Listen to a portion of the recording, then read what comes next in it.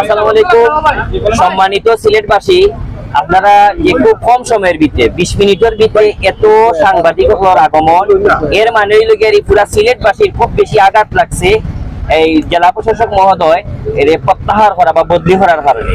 এই জেলা প্রশাসক মহোদয়ে নতুনত্বর একটা আবির্ভাব ঘটাইছিল সিলেট বিভিন্ন ভাবে, যেমন জেলা প্রশাসকের প্রত্যেকটা কাজ উদ্যোগ এবং প্রত্যেকটা সিদ্ধান্ত আছে যুগোপযোগী এবং এই জনগণের কল্যাণের লক্ষ্যে। এইরকম মানুষরে আমরা দেশে বিভিন্ন সময় দেখি, অতীতে আপনারা দেখছেন যে একজন পুলিশের আইজিপির মেয়াদ গেছে কি, এরপরেও চুক্তি ভিত্তিতে রাখা হয় না, ছেড়ে রাখা হয় তানোরে দরকার আছে দেখিয়া।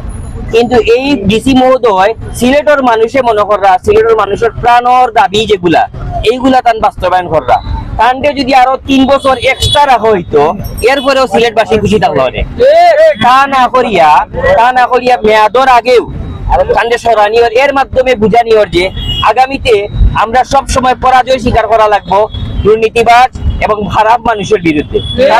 তার কাছে পরাজিত স্বীকার করা লাগবে কারণে যে কোনো মানুষের যদি নতুন কোনো উদ্যোগ নেই, আজকে যারা সাংবাদিক সমাজ আছে আপনারা সমাজের অনেক জটিল সমস্যা তুলিয়া ধরেন, এখন যদি আপনারা কেউ মারিলায় এটার যদি বিচার না হয় তা আগামীতে সাহস করবা না।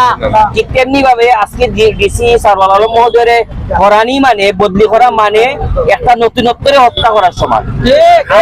আমরা সিলেটবাসী এটা মানিয়ে নেই না, প্রতিবাদ করি, প্রতিবাদ জানাই এবং এইরকম যারা কাজ জড়িত তারার যে হাত লম্বা এটাও বিশ্বাস করি না আমরা।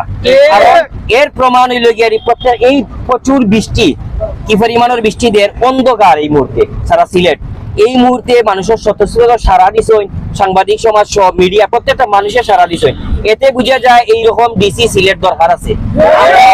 আমরা তীব্র নিন্দা প্রতিবাদ জানানির পাশাপাশি অনুরোধ করবো এই ডিসি রে যাতে রাখা হয় এবং আগামীতে যত ডিসি আইবা তারা যাতে সাহস করতে পারেন যে আমি আরো সারওয়ার আলম 2 হইতাম, 4 হইতাম, 6 হইতাম। কারণ আমরা নিচে দিয়ে যেতাম চাই না, আগুয়ে যেতাম চাই, যুবকন আগুয়ে যাওয়ার। আজকে আমরাও আতঙ্কিত, মনে করুক আমরা কোনো না কোনো ভাবে যদি জনপ্রতিনিধি হই তার মানে ডর থাকবো, ঢাকা থেকে যদি আমার একটা প্রত্যাহার করিলায় আমার স্বার্থে, আমরা স্বার্থে, সাংবাদিকতার স্বার্থে, নতুন মেধা প্রতিভার স্বার্থে আমরা প্রতিবাদ করতে হইব। এই ডিসি পুনঃবহাল করা এবং এটা বাতিল করার দাবি জানাই যাবে। ইনশাআল্লাহ সিলেটবাসী ঐক্যবদ্ধ, সিলেটবাসীর মন জয় করছে।